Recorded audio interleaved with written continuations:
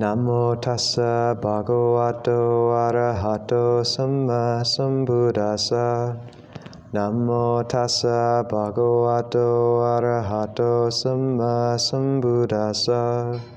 Namo tassa bhagavato arahato samma sambuddhassa. Buddhang dhammang sanghang namasami.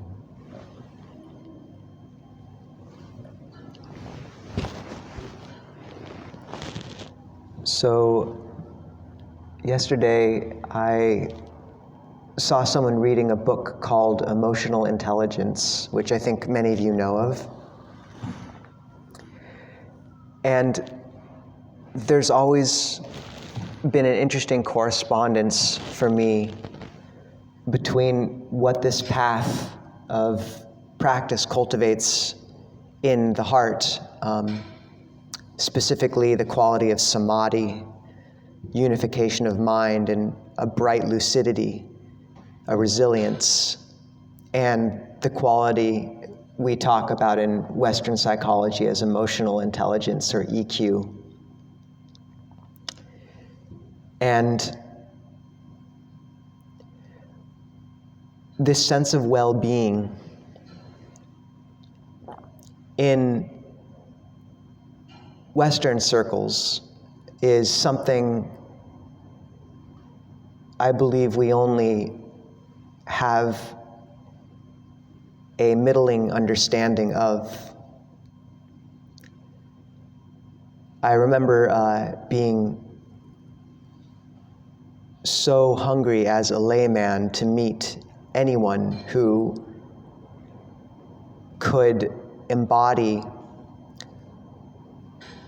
a brightness of spirit and well-being that I felt intuitively we were capable of as human beings, but had never actually seen except in clips of, say, the Dalai Lama or other stories of the saints.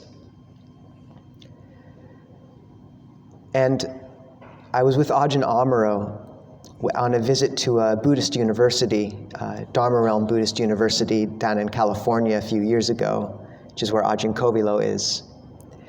And he was saying that this is what he felt that Buddhism could offer to the West, was an understanding of positive mind states that's far more developed than anything we've come up with in Western psychology, which is so focused on simply patching up and softening the various modes of suffering which we have, but which has a limited picture of the true human potential and therefore limited ways of talking about and developing it. In this Buddhism, in the words of the Dalai Lama, is far ahead of Western psychology. Not just the depth of the model of psychology it gives, but the ability to cultivate an emotional intelligence, well-being. And it's the counterintuitive nature of the mind is that where one strengthens the body by bringing it into motion, one strengthens the mind by bringing it to stillness. It's a lot like the flame of a candle. When constantly buffered by impressions, wind, tragedy, relationship, it sputters and weakens, and only when we allow it a chance to rest in stillness does it grow into a strong, steady burn. And that's what samadhi is. That's why we sit and follow the breath, is that as the mind moves towards one object, its essence separates from the object. Awareness separates from the object of awareness. And the great teachers talk about this as similar to how water separates from oil if you just stop shaking the bottle with the two liquids mixed. The issue, of course, is that in the era of smartphones and just generally our own thinking minds, we're constantly shaking the bottle, and so we never get to see the clear, luminous nature of the mind separate out. But when we bring the mind to one object of samadhi, when it follows the breath or a mantra, then little by little, that sense of bright awareness rises and becomes visible of its own.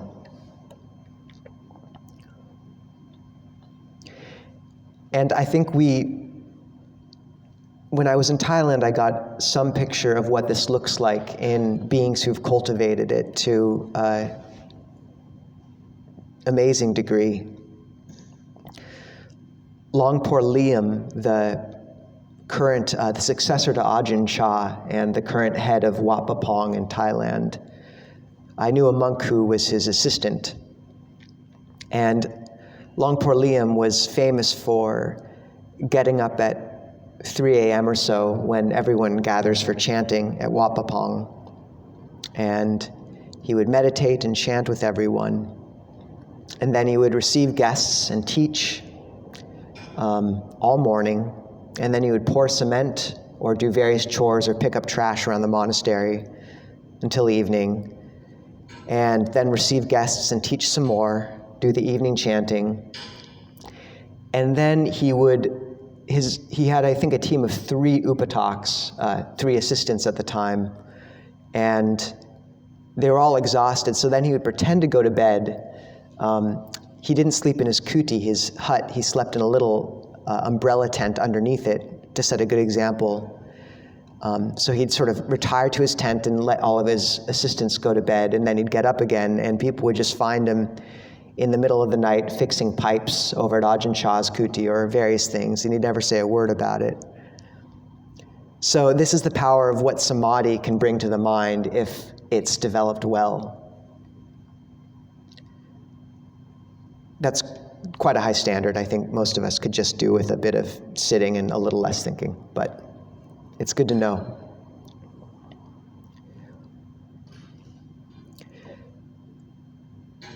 The most clear way the Buddha has of talking about the quality of awakening or the developed, robust, and bright mind is through a set of factors called the bojjhanga, or the factors of awakening. And these are bright qualities, beginning with mindfulness, sati. The second is Dhammavichaya, investigation of dhammas, investigation of phenomena, which leads to virya, energy, which leads to piti, P-I-T-I in Pali, which means rapture or refreshment, which leads to passaddhi, which is bodily and mental tranquility, which leads to samadhi, this unification of mind, concentration, which leads to upekkha, equanimity or equipoise.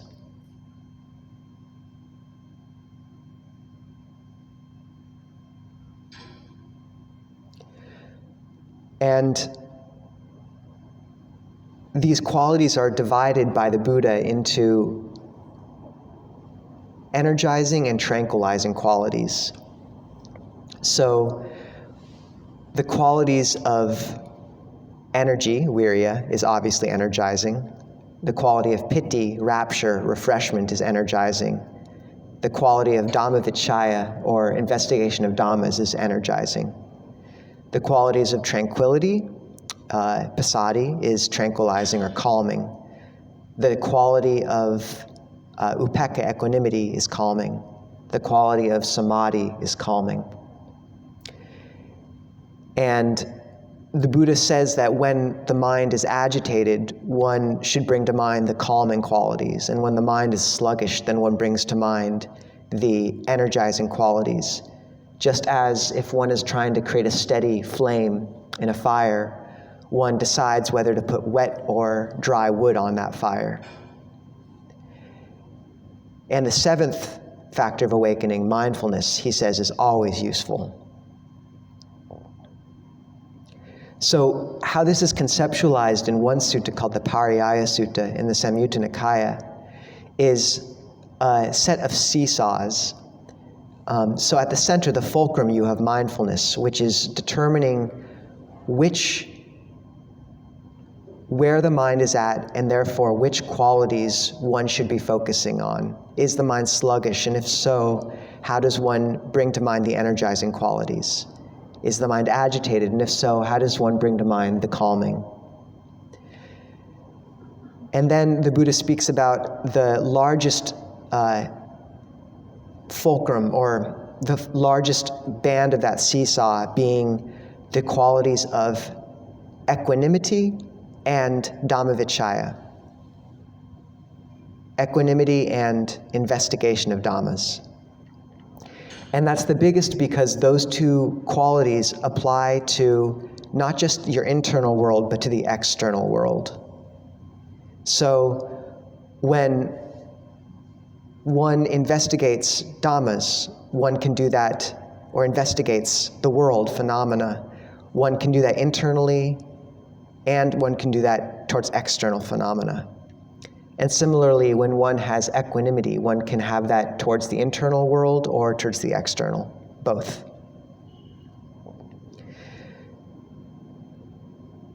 The other qualities of energy and tranquility are a slightly smaller secondary seesaw, which balances between energy and tranquility, but those are just internal, but they have to do with the mind and the body.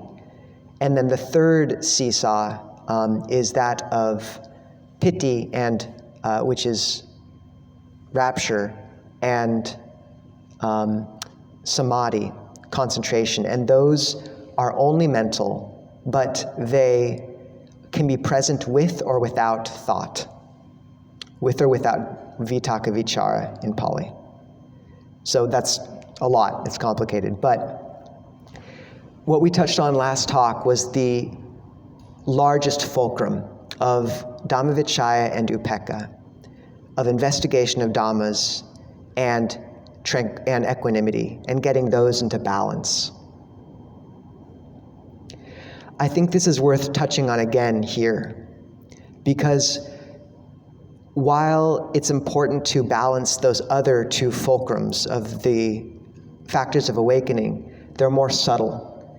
And if one hasn't first balanced these broad qualities, these more generalized qualities of investigation of Dhammas and equanimity, then the other two, the other two fulcrums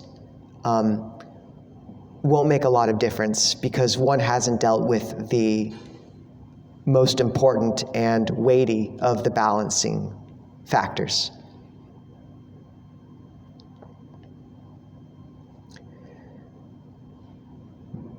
So the example or one of the examples I brought to mind last time was something like the political situation we're in, and deciding in the external world, when contemplating the Dhamma, if one has the mindfulness to investigate, say, current events in a way that leads to awakening, in a way that leads to the mind becoming bright and wholesome. And when I came back to the US during the election season 2 years ago now, Ajahn Siripanyo told me, look, you can look at the news every now and again, but your job as a practitioner and as a monk is that you can't let it lead to even one unwholesome mind state. So, when we hear about war or the pandemic, when we hear about all the suffering, can we investigate that in a way that leads to a sense of calming, focus, care?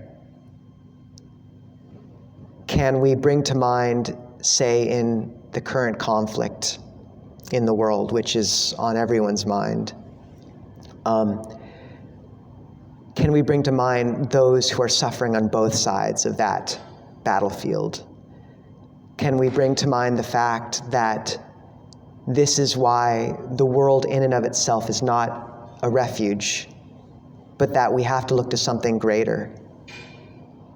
Can we bring to mind the fact that this is indicative of how fragile our own sense and social peace is that allows us to practice the Dhamma, and therefore how important it is that we practice as much as we can right now?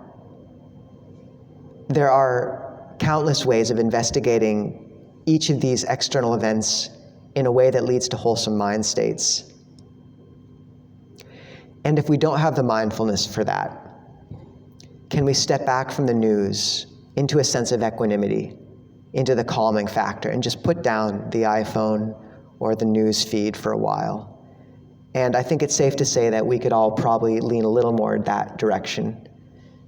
I know Longpo Pasno says, keep informed with one issue you know well, and then otherwise, or that you can actually affect and make a difference on, and then pull back a lot from all the other news which is darkening the mind.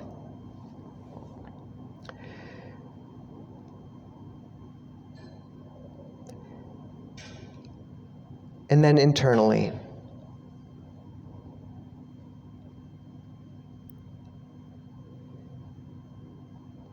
in meditation, it can be as simple, investigation of Dhammas can be as simple as looking at the hindrance which is dragging us away from the meditation again and again, and just acknowledging it as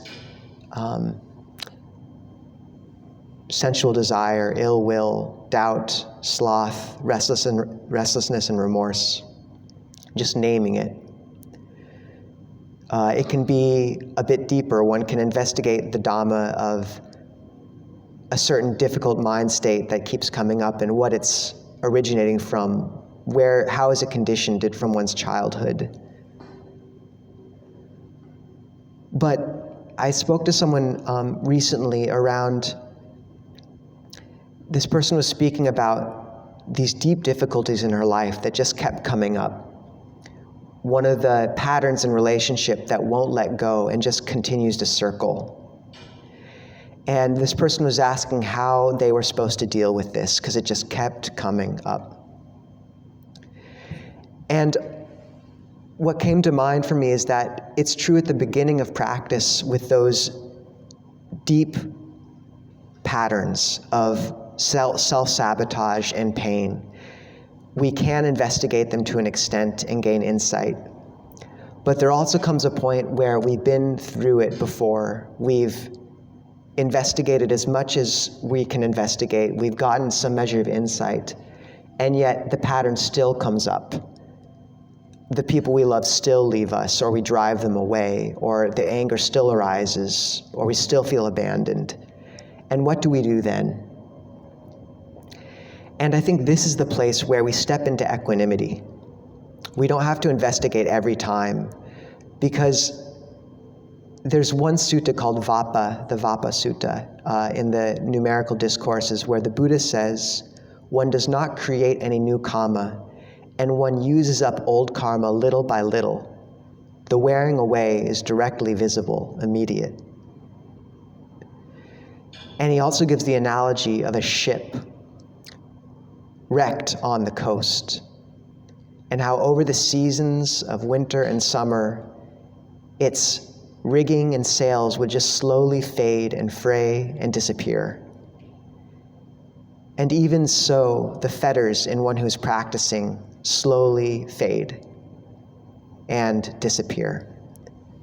The mental qualities which so darken our minds and hearts fade of their own accord.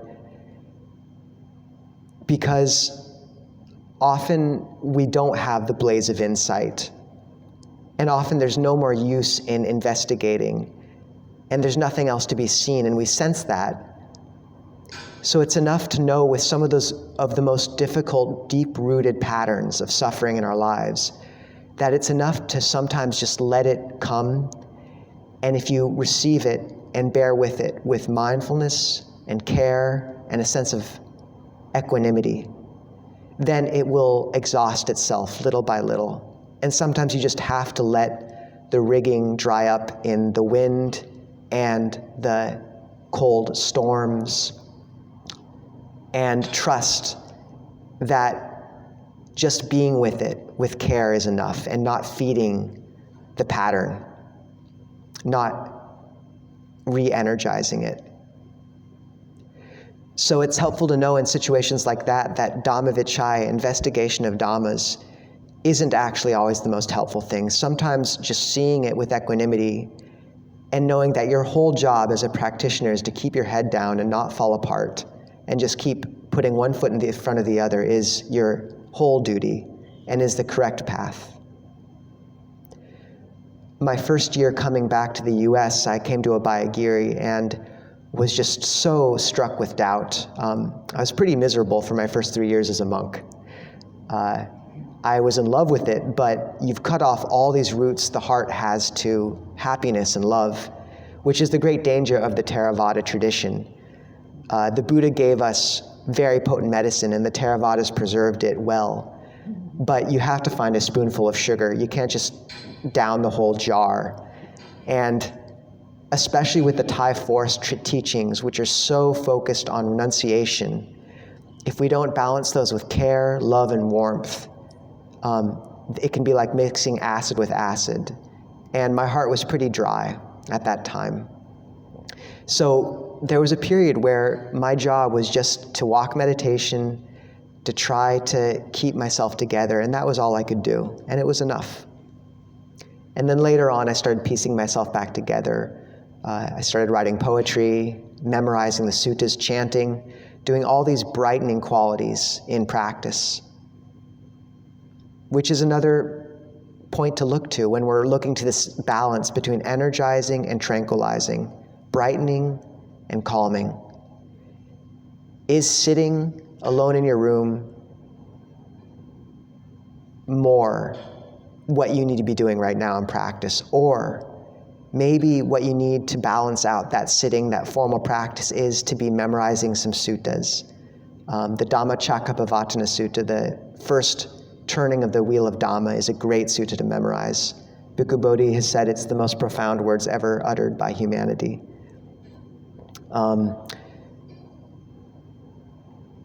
Walking meditation, do you need to write a little? Do you need to take a cold shower, do qigong? Maybe go to a monastery.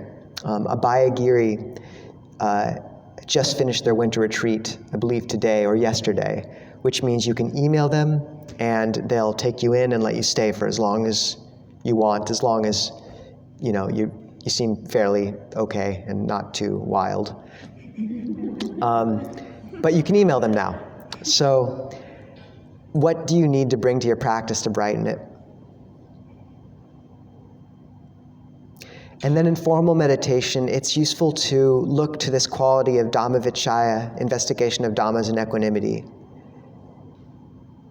in terms of, during the guided meditation, we used active visualizations of light to work with the breath, imagining light as a bright mist soaking into the body. And it's a visualization, it's constructed, it's conditioned. The breath is not actually a white mist or a bright mist necessarily, but the visualization has a purpose, and it's a tool. And when one is using investigation of Dhammas, this is how one uses it in formal practice, is you notice when the meditation is getting stale. And in the words of Ajahn Jeff, you think like a thief.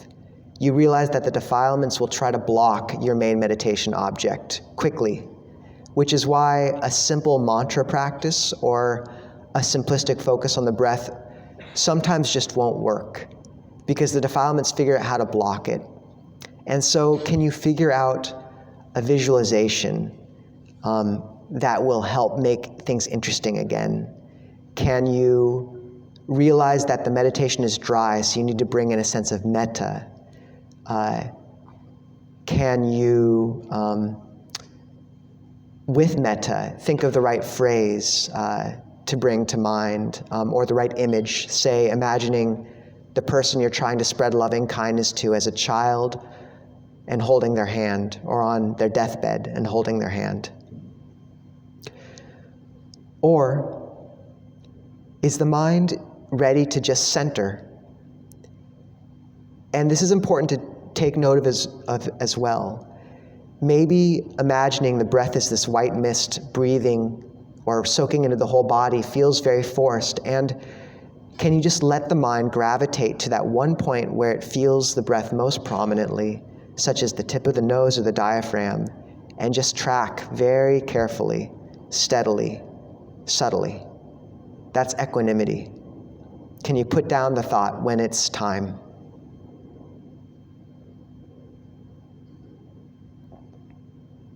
This leads into the second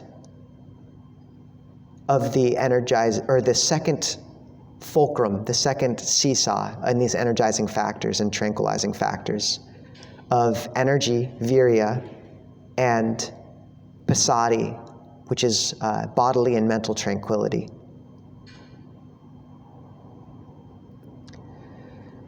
So these two factors are of mental and physical nature. So it's very important before we sit to make sure the body is in a good place. This is something a lot of us neglect.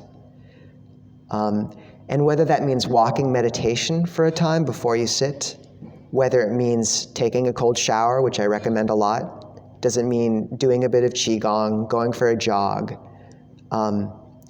somehow brightening and settling the body, particularly if you find a way to drop awareness from the head, where most of us are stuck, into the chest and the torso, where the heart is. Do you need to eat a bit of food? Do you need to eat less food or get a bit of sleep? And then in the meditation itself, noticing when one needs to bring up this sense of brightness, of energy, and calming, of passaddhi, tranquility. One interesting thing about the 7 factors of awakening is that whereas some lists in the Buddha's teachings, such as the 5 faculties, move from faith and show how concentration leads to wisdom, the 7 factors of awakening start with wisdom and lead to concentration. They start with mindfulness and investigation and lead to calm. And that's very useful because modern people think way too much. We are good at thinking and terrible at concentrating. So the Bojjhanga, the 7 factors of awakening, play on our strengths by starting with thinking and thinking yourself into calm, thinking yourself into a bright and lucid state. So this is the use of, say, and namely, all of that occurs through applying attention to the right things, investigating the right things. So when we are trying to bring up this sense of, say the mind is sluggish and we need to bring up virya, energy, then the Buddha recommended some very clear means of doing that. One brings to mind the Buddha, Buddhanusati. And you can recollect the quality of awakening.